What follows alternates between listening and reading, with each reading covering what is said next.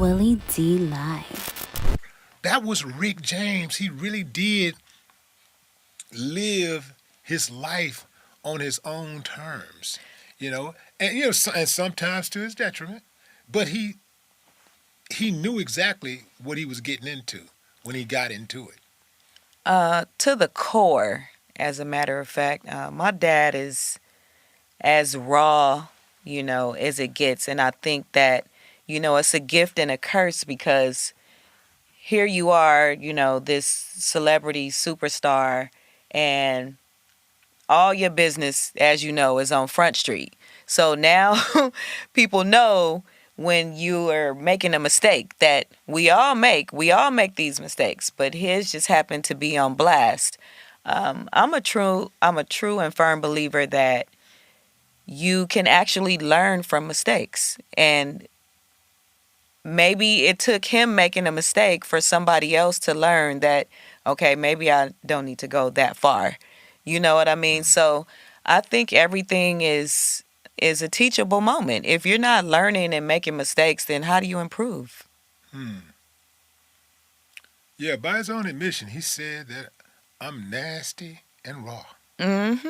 I'm nasty and raw. He took pride in it. Like, man, I remember he said uh, in the trailer, I think I heard him say something about like if he don't like Nixon, something about you know it's F Nixon, whatever. He said that on I think that was a nighttime show, like prime time.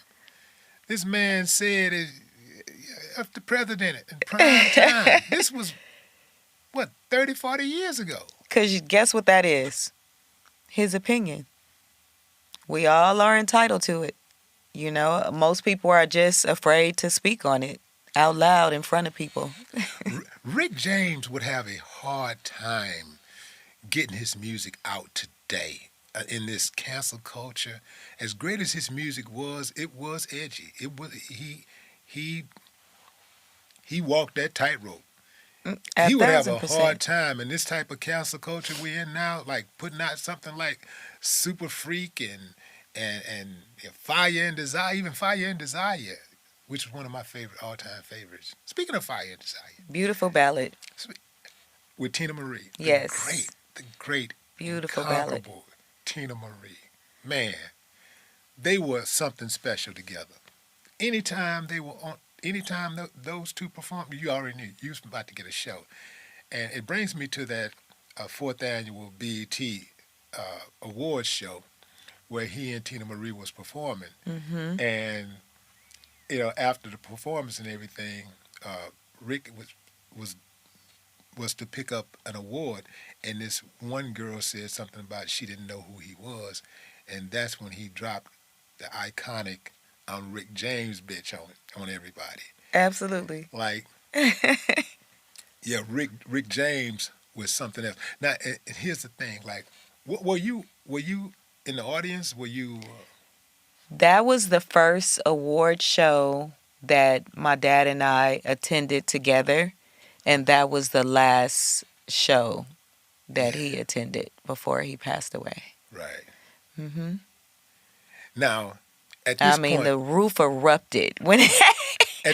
do you know that your dad is that celebrated? Do you know? I mean, you know he's famous, but do you really understand how famous your dad is until you actually go into his element at the BET Awards and all of these people are acknowledging your dad like that's Rick James, bitch. And like, are you so feeling it so now?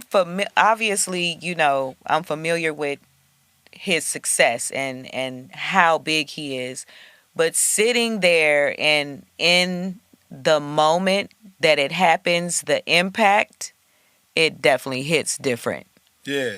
because I mean, I felt it. I know I'm going to feel it because I know who it is, right? Hmm. But I'm looking around and the whole room is out of their seat, Yeah, it's standing pandemonium. ovation. And Yeah. it's just like, Yeah. wow, it was definitely a aha moment.